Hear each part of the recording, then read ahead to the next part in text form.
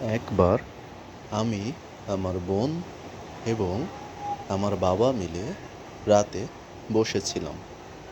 বাবাকে অনেক অনুরোধ করলাম যে, বাবা, তোমার জীবনে ঘটে যাওয়া একটি মজার ঘটনা আমাদেরকে বলো, যেটাতে আমরা ভয়ও পাবো এবং মজাও পাবো।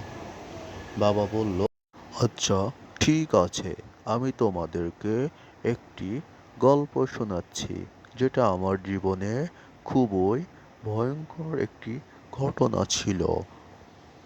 হয়তো বয়সটা 22 থেকে 23 বছর হবে।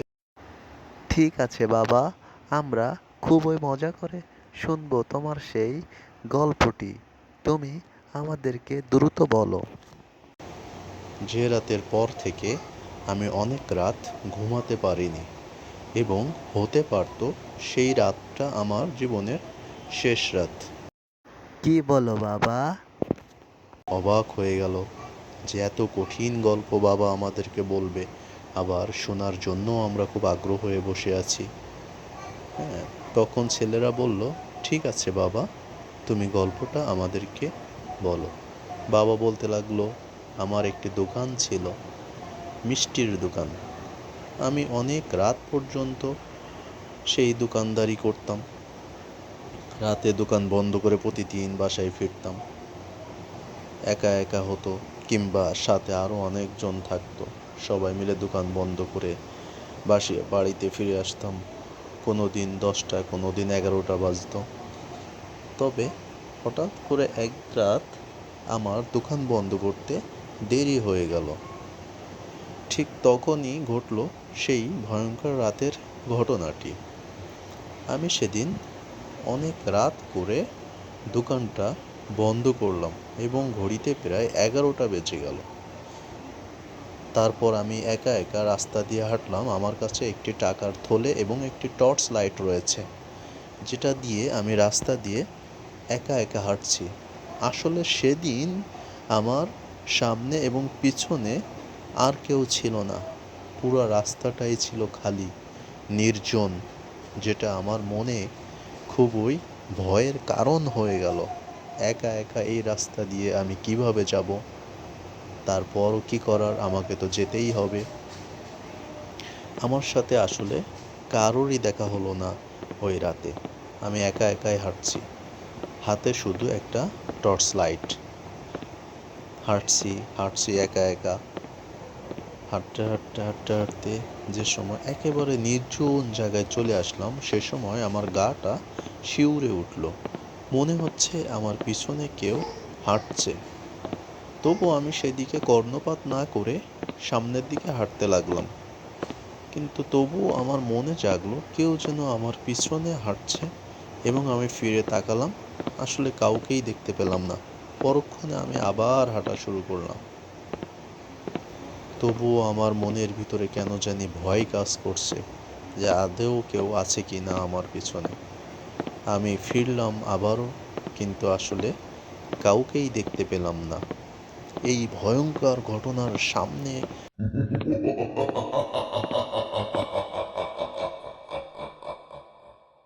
একটি সাদা চুলওয়ালা বুড়ি মানুষ, যে কিনা এত সময় আমার মনে হলো যে এই আমাকে অনুসরণ করছে। আমি তাকে জিজ্ঞেস করলাম, তুমি এখানে কি করো? বুড়ি বলল, আমিও এই রাস্তা দিয়ে যাচ্ছি।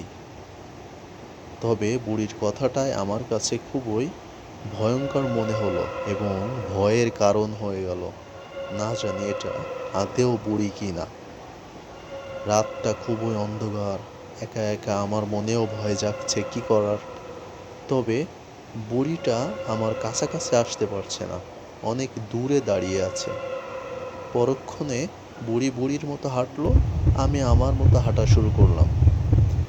কিছু দূর যেতে যেতে আরও ভয়ঙ্কর ঘটনাটা ঘটলো।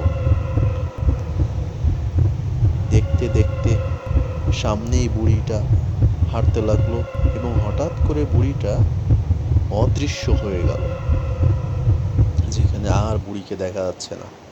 তবে হঠাৎ করে বুড়িটা আবার সামনে আসলো। আমার তখন খুবই ভয় ধরে গেল যে আসলে বুড়িটা কোথায় যাচ্ছে, কোথা থেকে আসছে। হ্যাঁ, এভাবে আমি যত দ্রুত সম্ভব এবার পথ চলা শুরু করলাম। তবে বুড়িটা আমাকে বারবার অনুসরণ করছে। অনুসরণ করতে করতে বুড়িটা বুড়ির মতোই চলতে লাগলো, আমি আমার মতোই চলতে লাগলাম। চলতে চলতে এক সময় ফাঁকা রাস্তা দিয়ে আমি হাঁটছি। হাঁটতে হাঁটতে মাঝে হঠাৎ আবার বুড়িকে দেখা গেল না। যখনই লাইট মারি বুড়িটা অদৃশ্য হয়ে যায়, আবার লাইট বন্ধ করলে বুড়িটা আমার সামনে চলে আসে। তবে বুড়িটা আমার থেকে অনেক দূরে অবস্থান করছে। আমি একা একা আবার পথ চলতে শুরু করি এবং দ্রুত গতিতে পথ চলতে শুরু করি, যেন আমাকে কেউ কিছু বললেও ডাকলেও আমি যেন সেটা না শুনতে পাই। হঠাৎ করে দেখি বুড়িটা আবার আমার সামনে চলে আসলো এবং বুড়িটা এবার আমাকে যেন কিছু বলতে চাচ্ছে। তবে আমি বুড়ির কথায় কর্ণপাত না করে সোজা হাঁটতে লাগলাম এবং বুড়ির দিকে তাকালামও না। যা বলে বলুক। তবে বুড়িটা হঠাৎ করে মিশে গেল। আমার আরও ভয় শুরু হয়ে গেল। গ্রামে শুনেছি আমাদের চাচারা এই ধরনের গল্প বলতো যে গভীর রাতে ভূত পেত্নীরা রাস্তাঘাটে ঘোরাঘুরি করে। আজকে আমার কপালেই এমন হলো কিনা। কিছু না ভেবে আমি হাঁটতে লাগলাম। আমাদের রাস্তায় ছিল অনেক তাল গাছ। হঠাৎ করে দেখলাম দুইটা তাল গাছের মাথা একসাথে লেগে গেল এবং বুড়িটা সেই দুইটা তাল গাছের মাথার উপরে বসে আছে, যেটা দেখে আমার পা আর বিন্দুমাত্র সামনের দিকে এগোলো না।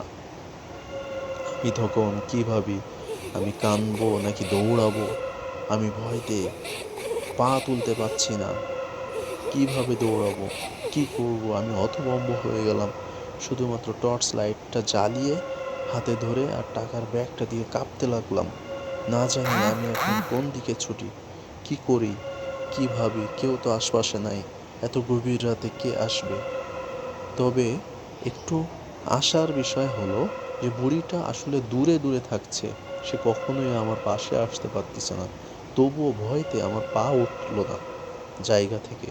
আমি দৌড়াতেও পারলাম না, কাউকে ডাকতেও পারছি না। মুখ বন্ধ করে সোজা হয়ে চোখ দাঁড়িয়ে আছি, কিছু বলতেও পারছি না। এভাবে অনেক সময় দাঁড়িয়ে থাকার পরে বুড়িটা আমাকে বলল, তোর হাত থেকে লাইটটা ফেলে দে, কারণ তোর হাতে লাইটটা আমাকে অনেক ডিস্টার্ব করছে। তুই লাইটটা ফেলে দিলেই বেঁচে যাবি। দ্রুত হাতের লাইটটা ফেলে দে, ফেলে দে তোর হাতের লাইটটা, তোর হাতের লাইটটা ফেলে দে। এভাবে চিল্লাইতে লাগলো। তখন আমি বুঝলাম যে আমার হাতের লাইটটা ছিল লোহার তৈরি, এজন্য ও আমার পাশে কখনোই আসতে পারছে না। আমার মনে একটু ভয়টা দূর হয়ে গেল যে আমার যাই হোক আমি হাতের লাইটটাকে ফেলবো না। হাতের লাইটটা ধরে আমি দাঁড়িয়ে থাকবো। যদি সারা রাত আমাকে এভাবে থাকা লাগে, আমি এইভাবেই এখানে দাঁড়িয়ে থাকবো। তবুও কখনোই আমি এই হাতের লাইটটাকে ফেলে দিব না। বুড়িটা চিল্লাইতে লাগলো, তুই ফেলে দে, তুই ফেলে দে, না হলে তোর ঘাড় মটকে খাবো। আমি কোনো কথা না বলে লাইটটা ধরে দাঁড়িয়ে আছি। কি করব ভেবে পাচ্ছি না। শুধু একটাই ভাবছি যে এই লাইটটাকে আমি কখনোই ফেলবো না। লাইটটা ধরে আমি দাঁড়িয়ে থাকবো। আমার মাথা ঘুরছে, কি করছি, কি করব ভেবে পাচ্ছি না। শুধুমাত্র এটাই ভাবছি যে যাই হোক আমি লাইট ফেলবো না, কারণ বুড়ি আমাকে বারবারই বলছে লাইটটা ফেলে দেওয়ার জন্য। ওদিকে বুড়ি বারবার চিল্লাচ্ছে যে তুই লাইটটা ফেলে দে, না হলে তোকে আমি এখনই মেরে ফেলবো। হঠাৎ করে দেখলাম বুড়িটা অদৃশ্য হয়ে গেল। কোথায় গেল আমি ভেবে পেলাম না। একটু মনে বিশ্বাস জাগলো যে বুড়িটা কেন চলে গেল। ওদিকে পুরনো একটা সাইকেলের ঠন ঠন শব্দে কে যেন আসছে, আমার কানে আসলো। হয়তো এজন্য বুড়িটা অদৃশ্য হয়ে গেল। সাইকেল নিয়ে যখনই আমার পাশে আসলো, দেখলাম আমাদের এলাকার ডাক্তার মশাই, পল্লী চিকিৎসক, যিনি হয়তো এত রাতে কোথাও না কোথাও একজন রুগীকে দেখে ফিরছে। ডাক্তার মশাইকে দেখে আমার এবার গায়ে একটু শক্তি পেলাম যে হয়তো ডাক্তার মশাইয়ের জন্য এই বুড়ি থেকে আমি রক্ষা পেলাম। ডাক্তার মশাইকে সব কিছু জানালাম। ডাক্তার মশাই বলল, আমি সব বুঝেছি, তোমাকে আর কিছু বলা লাগবে না, দ্রুত সাইকেলে উঠো এবং গ্রামের দিকে চলো, যেতে যেতে আমি তোমাকে সমস্ত বিষয় বলে দিব। এভাবেই আমার জীবনে ঘটে গেল ওই রাতের করুণ কাহিনী। আমার ডাক্তার মশাই চাচা যদি না থাকতো তাহলে হয়তো আমাকে সেই রাতে কোনো না কোনো ক্ষতির সম্মুখীন হতে থাকতো। ধন্যবাদ। গল্পটা ভালো